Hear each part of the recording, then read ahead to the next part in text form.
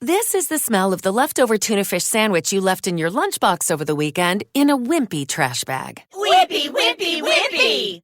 Blech! And this is the smell of that same sandwich in a hefty, ultra-strong trash bag. Hefty, hefty, hefty! Ah, smell the difference? Hefty Ultra Strong has Arm & Hammer with continuous odor control, so no matter what's inside your trash, you can stay one step ahead of stinky. And for bigger jobs, try the superior strength of Hefty Large Black Bags.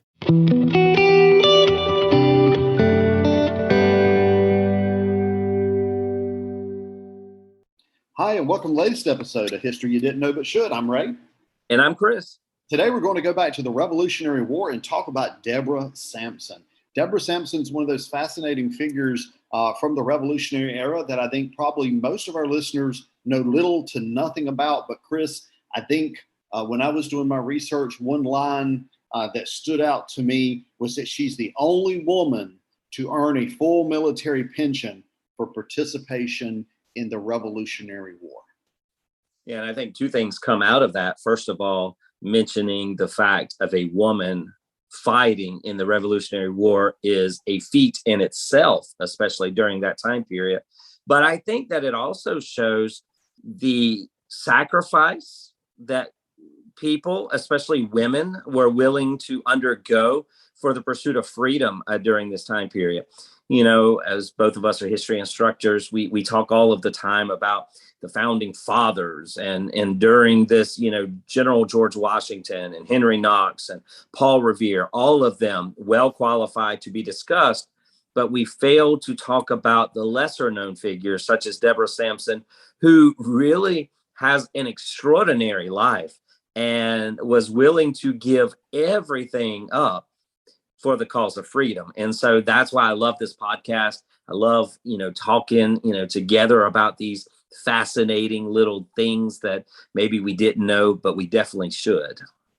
Yeah, and this is a person who, and I knew who she was. I knew what she did in the war, but there's a lot in my research anyway, Chris, that I learned about her that I did not know. And I think maybe the place where I will start here is her early life and who she was actually related to. She's born in December of 1760 in Massachusetts, near what was back in the early to mid 17th century Plymouth plantation. And her parents are actually related to Miles Standish, of course, the famous military officer from the settlers there at Plymouth, and also William Bradford, who was the second governor of Plymouth Plantation and governor off and on throughout the history of the plantation. So this is a lady who, yes, she grows up poor. She grows up in a difficult situation, but her relatives are people who, even today, little kids learn about in school.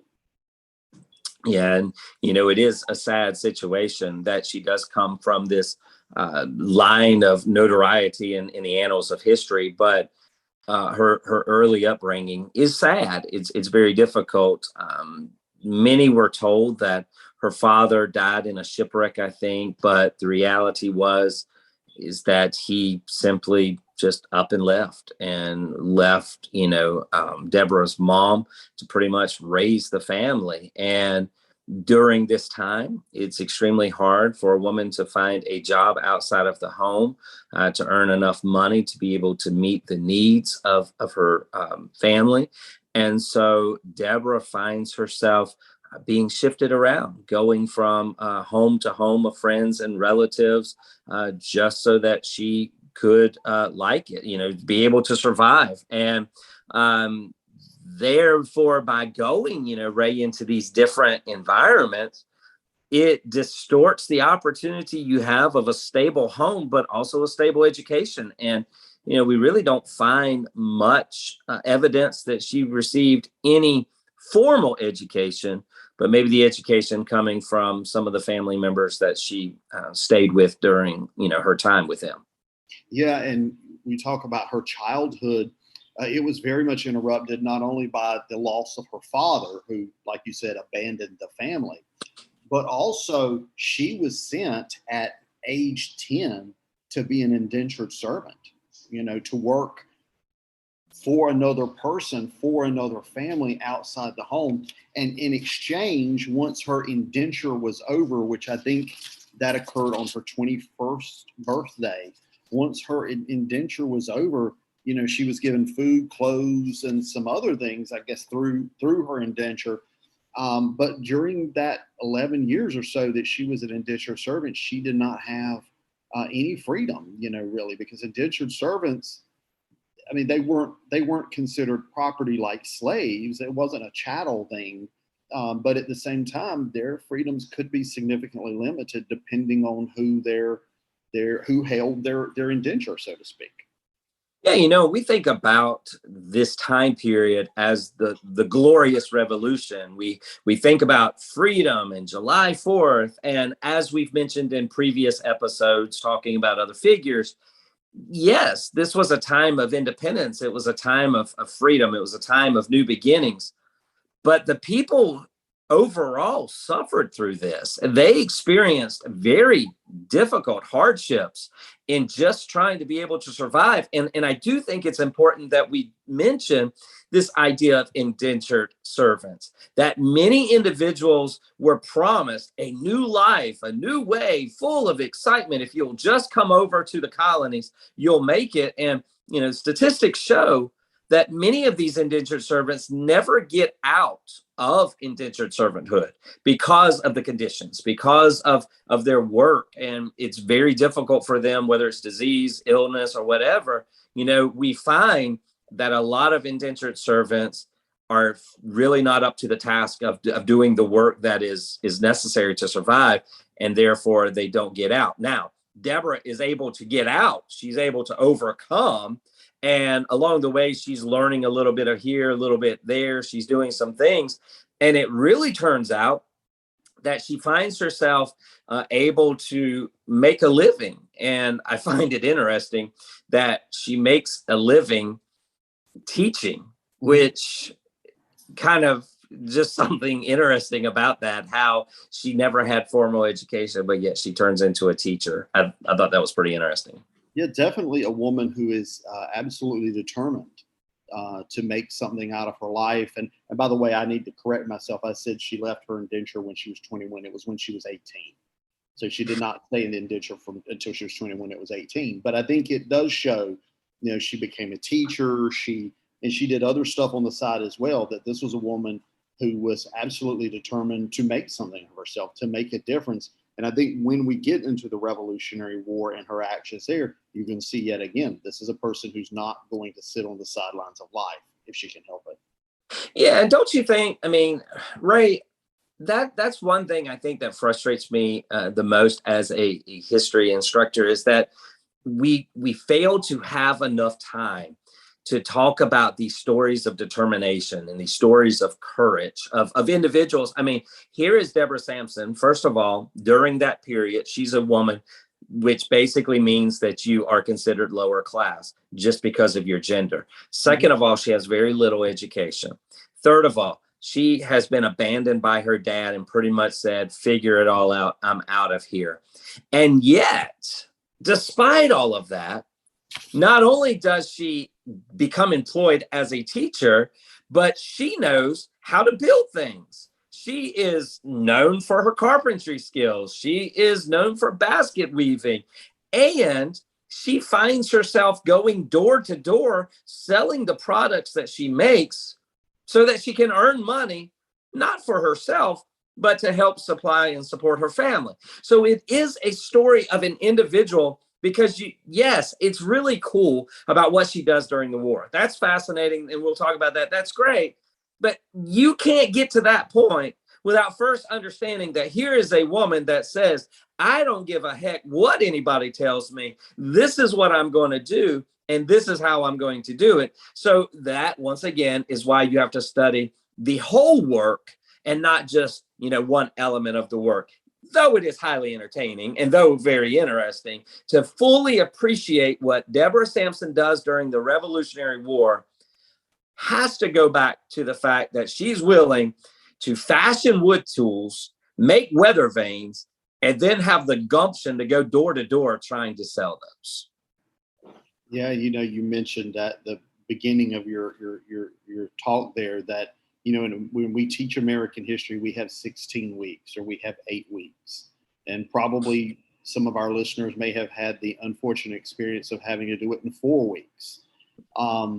So you do get to the point where you're just literally dealing with the headlines of history, and there's so many, like you said, Chris, there's so many of these details that get left out, and the average person doesn't know about Deborah Sampson, much less her life before and after the Revolutionary War, which is what we're talking about today. And on history you didn't know but should, is that here's a woman who wasn't going to let any glass ceiling stop her. Whatever she wanted to do, she was going to do.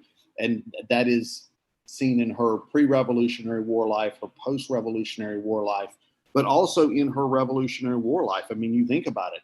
In May of 1782, when she disguises herself as a man and takes on the identity of a man until she is, sort of has to leave the army in 1783, she, she's all in. She's going to do and we're going to talk about some of the things she did. Again, not a person sitting on the sidelines. She becomes a leader in the Revolutionary Army, leading men, and she's disguised as a man. Also, she can do that. And in addition to all of the hardships that she's facing and all of the struggles that she's going through, she's not an ordinary woman. Compared to revolutionary standards. And this kind of leads into that aspect of what you were just saying. But, Samson was about 5 feet 9 inches tall, which is a giant in revolutionary times, because the average height of a woman was about 5 feet. And even the average height of a man was 5 feet 6 inches. And so here is this, as was quoted about her, a person of plain feature, tall, broad, strong, but really not feminine. No. She's got to battle that as well, right? She, because unfortunately, she was bullied for the way that she looked, because people would say, you don't look like a woman. You're too tall to be a woman. All of these things that are out there, but yet she uses those things to her advantage. And so, I think that's one of those things that you don't get to talk about, but that is, I guess, further evidence as to why she was able to disguise herself in the war, is because she had the features that were kind of unisex, I guess is what you would say. She didn't look like Lucille Ball trying to be a soldier in the Lucy Show. That I think is, some of our listeners will not get that reference. Some will. That is an old reference. Yes, it is a very old reference. So May 1782. Okay, the Revolutionary War is on. She disguises herself as a man. She creates a new identity for herself, Robert Shirtliff, and she joins the 4th Massachusetts Regiment. So again, she takes on the identity of a man. She creates this new identity for herself, and she joins, as we would say today, she joins the military, and she's ready to go to battle. And can I just share something that I thought was really fascinating, is that when she dresses as a man to enter the Revolutionary War and calls herself Robert, what was it, Shirtliff? Is that what it was? Yeah. That's the second time she tries this. There was actually a previous time that she tried to enlist as a man, and that was in early 1782, and she identified as Timothy Thayer, and she got a bonus for signing up to join the army, but she never showed up. She never, met for muster, if you will. And the reason for that is that they found out that she was signing up as a man, but really was a woman. And she was like, oh no, if they find this out, I'm going to be in trouble. So what she does is she pays back the bonus So she's not subjected to further punishment. But the other thing that is interesting to note about that is that at the time, she was a member of a Baptist church. And when the Baptist church heard what she had done, they pretty much kicked her out of the church and said, we'll never associate with you. We will never acknowledge you unless you apologize and ask for forgiveness. So I just think that it's interesting. Once again, we're talking about the tenacity of this woman and how she is determined that she tried once, she failed, she pays back the bonus, and then this time comes in. And Ray, I think how she gets by with it the second time is because she is actually selected to join an elite set of troops, which probably causes her to not be as noticed as she would have in the regular army. Yeah, and imagine this. She is chosen to serve as part of the light infantry troops, which I'm not a military person. I don't have a military person background. But I know that in order to do that, in order to be a part of such a group, she had to be physically fit. She had to be able to keep up with everybody.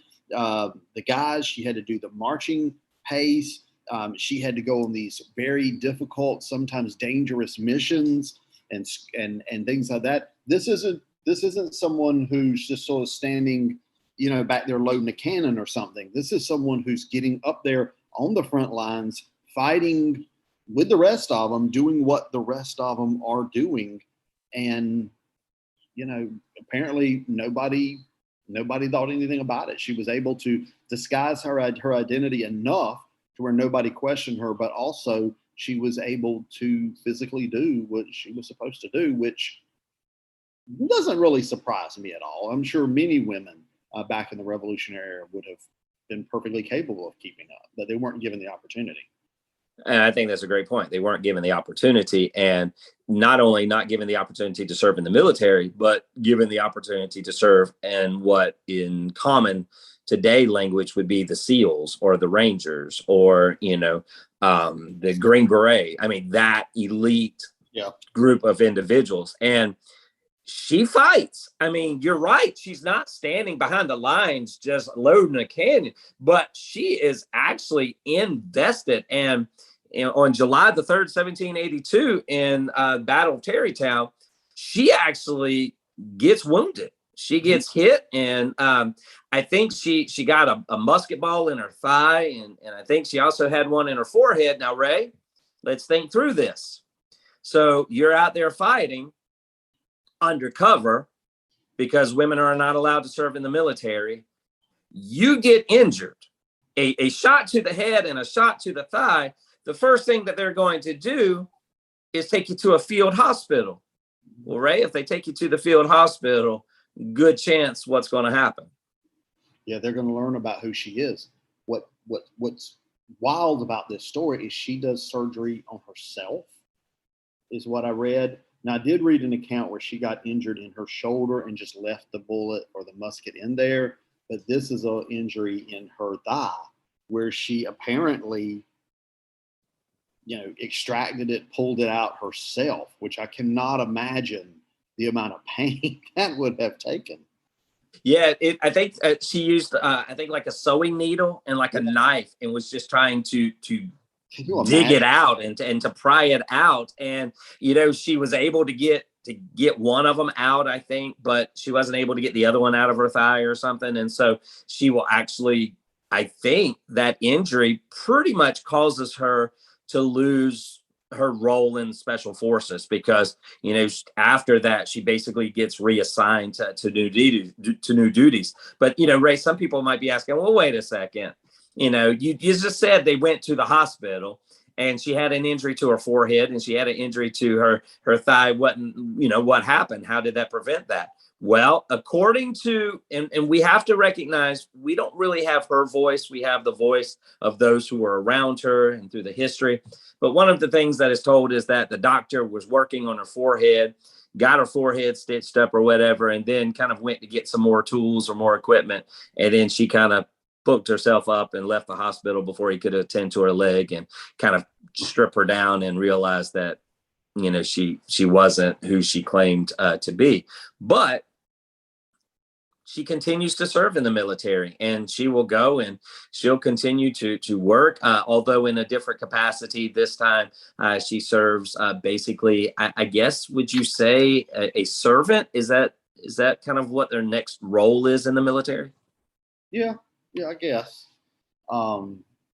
She couldn't stay where she was because obviously she was not capable with an injured shoulder and thigh of continuing in the light infantry.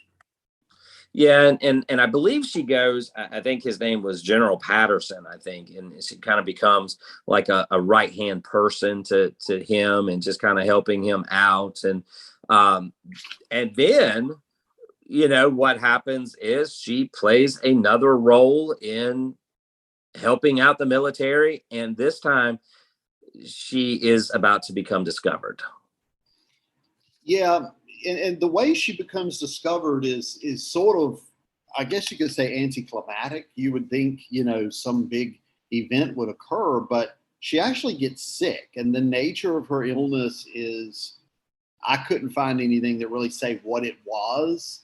Was it the result of an infection? Was it a virus? I don't know. But she gets sick, and apparently she develops something of a very high fever. And apparently the fever was high enough to where she passed out. And unfortunately, I guess when they were moving her to be cared for or whatever, after passing out, that is when it is discovered, this is not a man, this is a woman. And she is discharged from the Army on October 23, 1783. But our listeners may be interested to know she was not dishonorably discharged. She was honorably discharged from the Army, and she would go on to receive a military pension, not just simply from the state of Massachusetts, but also from the federal government. Now, she would have to fight a little bit to get that federal pension, but she is ultimately placed on a federal pension for being a disabled veteran. So she is not looked down upon for what she did. She is removed from the Army. She is sent back to Massachusetts, but she's given an honorable discharge. And ultimately, later in her life, she's able to get benefits for being a disabled veteran. Yeah, and she owes a lot of support and help from a close friend of hers that our listeners will be familiar with, Paul Revere. And yeah. Paul Revere, one if by land, two if by sea, was very instrumental in writing letters on Sampson's behalf, asking that she get a military pension because women had never received a military pension before. And Paul Revere actually comes in and says, she deserves it because of who she is, not because of her sex. She deserves it because she has talents. She has morals. She cares for our country. She is invested in it. And therefore, because of that, give her what she deserves. And so I do find it interesting, that she receives these benefits, but as you said, she did have to work for it. She had to petition hard for that to get what was rightfully hers. Yeah, absolutely. And once she leaves the military, honorably discharged again, she marries. She goes back to Massachusetts. She marries. Like I said, she gets her pension from the state of Massachusetts, but then she returns to her teaching roots, Chris. And I think this shows that once a teacher, always a teacher. You could take a teacher out of a classroom for a period of time, but if they're truly a teacher, they're going to find a way back in there. They're going to squirrel their way back into teaching, and that's what she does. She launches a lecture tour. She goes on tour, giving lectures in Rhode Island, New York, Massachusetts. And I believe, Chris, that she's the first woman to ever do anything like this. And she goes around and she talks about her experience in the war and other things. But what's interesting to me, and again, this I think shows her tenacity and her determination, is she's sick a lot of this time while she's doing this. She doesn't feel good. She's not feeling good, but she goes out there. She's by herself on the road. Her husband doesn't go with her. she's by herself on the road. She's speaking to these groups, and apparently she was an in-demand speaker. So she goes back to those teaching roots, despite the fact that, you know, she's getting older, she's been injured, she's not feeling well, but she goes back out there and she starts making these tours, speaking at different places around the country where they would have her. So why do you think that history sometimes seems to ignore these stories of heroism, of inspiration, of bravery and duty, you know, or do we not ignore them? I guess, you know, why is it that Deborah Sampson is not found in the history books? It's a good question. Why isn't she found in the history books? She certainly should be. And you know, look, I can't point the finger at anybody else, but in my American One survey class, I don't know that I've ever mentioned her. I mean, you know, it's just, I think a lot of times, like we said earlier in the podcast, we just simply don't have time to deal with every great story and every amazing person that we could talk about. I mean, there's a lot of them. Which is why I am a strong supporter of museums and other places for individuals to go and be a part of. And, you know, for our listeners, there's a relatively new museum up in Philadelphia, Pennsylvania, that is the Museum of the American Revolution.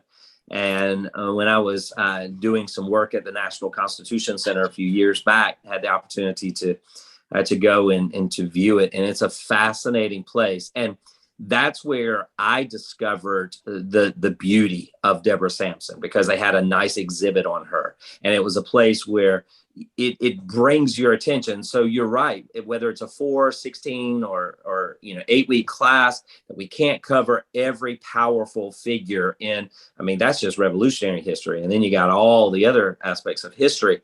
You have these places where we can go and get a glimpse into, you know, the women of history, the African Americans of history, the marginalized, you know, all of these different individuals. And then we come back and we start telling their stories. We start sharing. And I think that that's the beauty of this podcast, is that for a few moments, you know, each week, our listeners relish you and me coming together, talking about things that fascinate us, intrigue us, you know, things that we want to know more of. And hopefully people will take, you know, what they have heard and they'll go and tell someone else. And that the name of Deborah Sampson will continue to be passed down, so that students and just lovers of history, or just citizens, will say, wow, there are people who have made a difference. And though they might not be on some major monument that everybody remembers, I know about them. And that person has given me encouragement and has inspired me to go after it and to do what I need to do. So that's why I love this podcast. That's why I love talking about the people like Deborah Sampson, because Ray, it gives us an opportunity to just share these really cool stories of individuals who really did make a difference in our society. And you know what? Just sort of land the airplane here. When she died in 1827, on her tombstone, you know what is written other than her name? What's that?